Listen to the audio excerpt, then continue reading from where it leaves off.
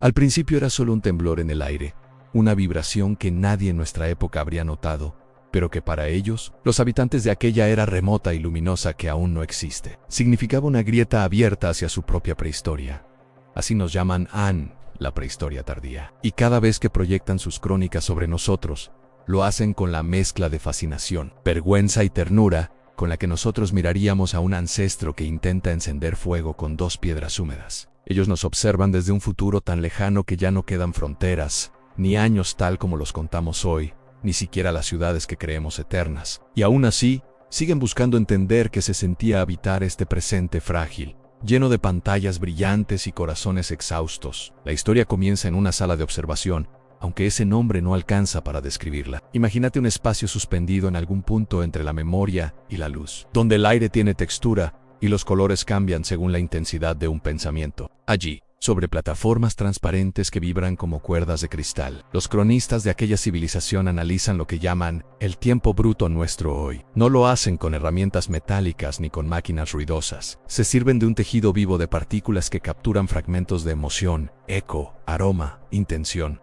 Para ellos, la historia no es una línea, es un organismo que respira. La primera vez que la cronista principal, una mujer de mirada profunda que parece contener océanos enteros, activó la ventana temporal hacia nuestro mundo, sus compañeros sostuvieron la respiración como si estuvieran abriendo una tumba olvidada. Y tiene sentido para su tiempo. Nosotros no somos modernos, somos un misterio lleno de contradicciones, una especie que aprendió a caminar entre estrellas digitales, pero que todavía tropieza con sus sombras más antiguas, una especie que inventó ciudades que se ven desde el espacio, pero a la vez se pierde en discusiones sobre quién merece agua, comida, dignidad. Ella observa un amanecer sobre nuestro planeta y, al describirlo para sus registros, lo hace con una mezcla de asombro y melancolía. Dice que hay un resplandor cálido en la forma en que la luz toca los techos de metal y hormigón. Un resplandor que en su tiempo ya no existe porque el sol ha cambiado y ellos han cambiado con él. Dice que ese brillo tenue que nosotros damos por sentado fue lo primero que la hizo comprender que estaba mirando un mundo niño. Un mundo que todavía estaba aprendiendo a pronunciar su propio nombre. Mientras la proyección avanza,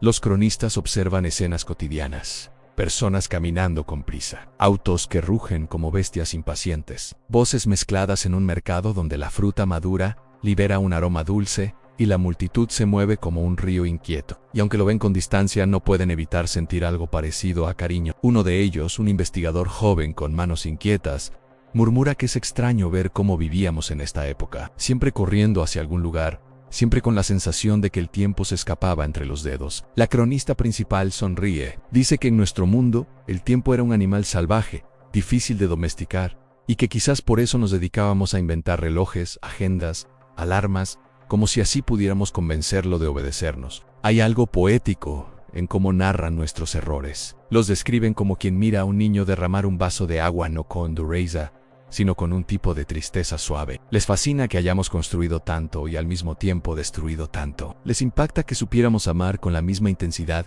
con la que saboteábamos nuestra propia felicidad. Y aunque entienden que juzgar desde lejos es fácil, no pueden evitar hacerse preguntas. ¿Por qué vivíamos tan divididos? ¿Por qué nos costaba tanto detenernos, observar, respirar? ¿Por qué parecemos tan perdidos cuando tenemos mapas, brújulas, satélites, señales por todas partes? La cronista principal decide entonces hacer algo poco habitual, abrir una ruta emocional. No solo observar imágenes de nuestros días, sino también intentar sentirlas. Las rutas emocionales no se usan a la ligera. Son hilos invisibles que conectan épocas y sensaciones. Una forma de sumergirse en la experiencia de quienes vivieron antes. Ella toca una de esas hebras con delicadeza, como quien pulsa la cuerda de un instrumento, y de inmediato un torrente sensorial la envuelve. Siente la densidad del aire húmedo después de la lluvia, el calor suave de una mano humana apoyada sobre la mesa de madera, el olor a café recién hecho en una cocina pequeña donde entra la luz de la mañana como si fuera una invitada tímida, el cansancio de alguien que no durmió bien, y aún así se levanta para seguir. El miedo difuso de otro que no sabe si el mundo será amable con él ese día. La esperanza silenciosa de una mujer que guarda un sueño en el bolsillo. Uno pequeño pero brillante, como una moneda preciosa que todavía no se atreve a gastar. Cuando la ruta emocional se cierra, la cronista tiene los ojos húmedos. No es tristeza, no del todo, es la desorientación hermosa de tocar un pasado que se creía distante y descubrir que late muy cerca del propio pecho. Dice casi en un susurro que no esperaba encontrarnos tan vivos. Y en ese instante, algo en la sala cambia. La proyección del tiempo bruto comienza a temblar, como si una corriente invisible la recorriera desde adentro. Los investigadores retroceden. No es normal, no así. La cronista da un paso hacia adelante, atraída por la posibilidad de un error que no es error. Lo que ven a continuación desafiará todo lo que creían saber sobre los límites entre su tiempo y el nuestro. La superficie de la proyección vibra como agua inquieta, y por un instante todos en la sala sienten que algo antiguo, algo que no pertenece ni al pasado ni al futuro, respira entre ellos. La cronista principal se acerca despacio, con esa mezcla de valentía y vulnerabilidad que solo tienen quienes saben que están a punto de cruzar un umbral que no se puede descruzar. Su sombra se estira sobre el piso translúcido, y las luces del recinto se pliegan a su paso como si esperaran órdenes. Cuando su mano roza la membrana temporal, el temblor se intensifica. No es un fallo técnico, no es una distorsión común, es un pulso, un latido, un mensaje. Las tonalidades del tiempo bruto cambian. Ya no se trata de imágenes fragmentadas, ni de escenas que flotan como recuerdos ajenos. De pronto, hay una conciencia detrás del umbral, una especie de presencia. No una persona, no exactamente, sino algo que se parece más a la memoria acumulada de nuestra humanidad. La cronista retrocede un solo paso, pero su mirada se clava en aquello que se está despertando del otro lado, en nuestro aparente presente. Ella respira, y esa respiración se convierte en el centro de toda la sala, como si diera permiso para que el misterio continúe. Las luces se afinan, las plataformas vibran, y el tipo joven, el investigador que siempre habla demasiado rápido, murmura que jamás había visto al tiempo bruto responder. La cronista ni siquiera gira la cabeza. Se mantiene fija ante el umbral. Entonces, sucede. Un destello suave, casi tímido, se abre paso desde dentro de la proyección. No ilumina la sala. Ilumina la idea misma de la sala, como si ese brillo estuviera diseñado para tocar solo aquello que puede comprenderlo. Bajo esa luz, las imágenes del presente cambian. Ya no aparecen calles llenas de ruido ni mercados abarrotados. Ahora se ve un interior cálido en una habitación pequeña, silenciosa, una mesa, un cuaderno abierto, la tinta todavía fresca, una ventana donde la lluvia cae con insistencia, como si quisiera contar una historia que nadie escucha. La cronista reconoce esa escena, no porque la haya visto antes, sino porque siente que pertenece a la memoria emocional que tocó hace unos instantes. Es como si el tiempo hubiera elegido mostrar algo íntimo, algo que no forma parte de ningún registro histórico, algo que no debería verse desde tan lejos y, sin embargo, está siendo ofrecido. Ella avanza un paso. La proyección responde acercándose, como si ambos fueran imanes de un mismo metal, y de repente lo entiende. No is unfollow, no es una anomalía, no es un puente espontáneo. Mientras tanto, los demás investigadores observan en silencio absoluto.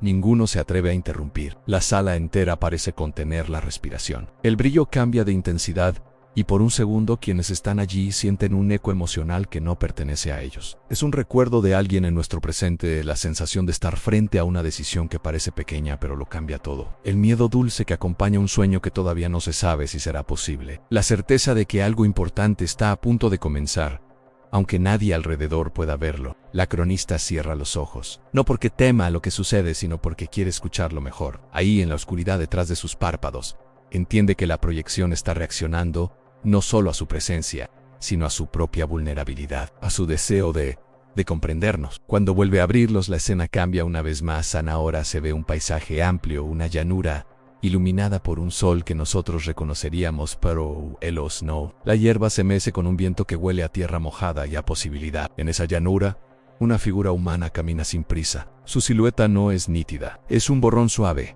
como si el tiempo no supiera todavía a quién está mostrando. La cronista siente un vuelco en el pecho. Ese paisaje no forma parte de ningún registro conocido. No es un recuerdo. No es una escena de nuestro presente ni una recreación. Es algo más extraño, en algo nuevo. Y entonces lo descubre. No están observando el pasado, están presenciando un cruce. Algo está intentando hablar desde nuestro tiempo, algo que nunca antes había respondido. La cronista sonríe, casi sin querer. Dice en voz baja que quizás la prehistoria tardía no era tan silenciosa como creían. Durante un largo instante nadie dice nada. La figura borrosa en la llanura sigue avanzando, pero lo hace con una cadencia extraña, como si cada paso estuviera sujeto a leyes distintas a las del espacio que la contiene. En su forma no es sólida. Fluctúa entre contornos, como si fuera una idea tratando de recordar cómo ser cuerpo. La cronista principal se acerca un poco más al umbral, fascinada por esa presencia que parece surgir desde algún rincón oculto de nuestro tiempo. Una esquina que jamás había sido registrada ni analizada por ninguna proyección anterior. La sala se mantiene en un silencio que no es simple ausencia de ruido, es una tensión viva, un nudo que se ajusta alrededor de la curiosidad colectiva. El joven investigador da un paso al frente y pregunta, ¿apenas audible? ¿Si deberían intervenir? La cronista no se vuelve hacia él y dice con suavidad que intervenir sería pretender que entendemos algo que todavía no sabemos nombrar, que a veces observar es lo más valiente que se puede hacer. La luz del paisaje cambia, se vuelve más cálida, más dorada, como si el sol, ese sol que para ellos es apenas una reliquia astrofísica, estuviera acercándose para ver mejor. La figura humana se detiene y gira la cabeza, aunque no tiene rostro definido. La cronista siente un chispazo en la piel, como una corriente diminuta que recorre su brazo. No es dolor, es reconocimiento. Ese ser difuso está mirando hacia la sala de observación, hacia ellos, hacia ella. Pero eso no debería ser posible. Ningún fragmento del tiempo bruto puede percibir a quienes lo observan. Y sin embargo, algo está rompiendo la regla más antigua de todo estudio temporal. El pasado no mira de vuelta. El aire en la sala se vuelve más denso. Es como si la proyección inhalara profundamente antes de hablar. Y entonces, sin aviso, la escena se transforma en un torbellino de imágenes que no siguen ninguna lógica lineal. Un niño corriendo por una calle mojada, una mano temblorosa sosteniendo una carta que nunca será enviada, una mujer de pie frente a un espejo, intentando encontrar las fuerzas que aún no sabe que tiene, una multitud reunida bajo una tormenta, gritando algo que se pierde en el viento, un anciano riéndose solo mientras riega plantas diminutas en una terraza olvidada. Es un mosaico de vidas ordinarias, humanos de nuestra era, cada uno atrapado en su propia batalla silenciosa, emociones que nunca llegarán a las noticias, momentos que jamás serán recordados por la historia oficial. La cronista entiende de inmediato lo que está viendo, el tejido emocional de una humanidad que sigue resistiendo, incluso cuando parece no hacerlo. La suma de pequeños actos que sostienen al mundo sin que el mundo se dé cuenta. El torbellino se detiene de golpe, en la llanura vuelve. El sol vuelve, la figura vuelve, pero ahora su contorno es más firme, casi humano. Y cuando extiende la mano hacia el horizonte, la cronista siente algo imposible. Una llamada, no una voz, no un pensamiento. Una llamada profunda, como un eco que nace dentro de su pecho y se despliega hacia el paisaje. Es una invitación, o quizá una advertencia. No quiere asumir nada. Como buena periodista de su tiempo sabe que lo primero es observar y lo segundo es dudar. Pero hay algo en esa mano extendida que evoca un puente, un mensaje entre épocas que jamás debería existir. La luz del umbral se intensifica y la sala tiembla por completo. No de forma amenazante, sino como si el tiempo mismo estuviera acomodándose, buscando una postura más adecuada para lo que está a punto de ocurrir. El joven investigador retrocede, asustado. Otros miembros del equipo se aferran a las barandas. La cronista, en cambio, da un paso adelante. Siente que, si se detiene ahora, la oportunidad se desvanecerá para siempre. Entonces sucede algo que ninguno de ellos está preparado para presenciar. La figura difusa pronuncia una palabra, una única palabra. No la escuchan con los oídos. La sienten resonar en lo más hondo, como si hubiera sido escrita directamente en la memoria. La palabra no pertenece a ningún idioma conocido de su tiempo, pero tampoco es del nuestro. Tiene el pulso del viento y la fragilidad de un susurro humano. Y aún sin comprenderla, la cronista siente su significado.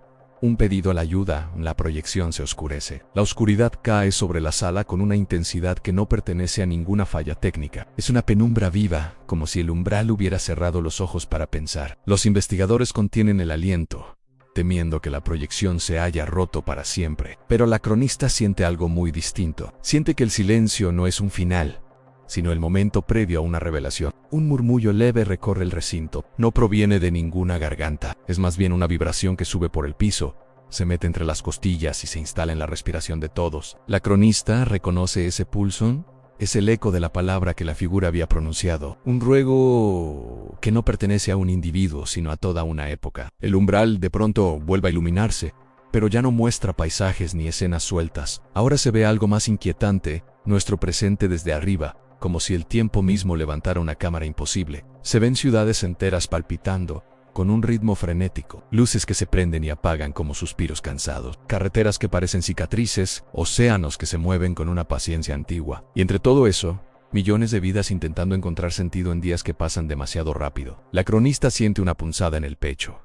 No es lástima, no es miedo, es empatía, pura, afilada, inevitable. Esa visión no está ahí para explicar nada. Está ahí para mostrar lo esencial en que el futuro no estudia al pasado como arqueólogos fríos. Lo estudia porque entiende que, aunque para ellos nuestra era sea prehistoria emocional, estamos llenos de preguntas que todavía importan. La luz cambia otra vez y aparece la figura difusa. más estable que antes. Su forma ya no es un borrón. Ahora se intuye un cuerpo humano. Los contornos tiemblan como si hubieran sido dibujados por una mano que todavía duda de su propio talento. Pero hay un detalle nuevo. La figura ya no está en la llanura. Está en la sala justo detrás del umbral, como si hubiera dado un paso hacia ellos. La cronista no siente miedo. Siente la certeza instintiva de que ese ser no viene como advertencia ni como mensajero. Viene como testigo, o tal vez como puente. La figura levanta la mano por última vez, y aunque no pronuncia ninguna palabra nueva, todos sienten el mismo significado latiendo en sus cuerpos en aprender unos de otros antes de que el tiempo decida por nosotros. El umbral se apaga, en la sala queda inmóvil, pero la cronista, con la voz temblorosa y firme a la vez, dice que lo que acaban de presenciar no es un fenómeno, es una conversación, una que recién empieza. Y así, con el eco del futuro todavía vibrando en la piel, la historia se cierra como un libro que promete volver a abrirse.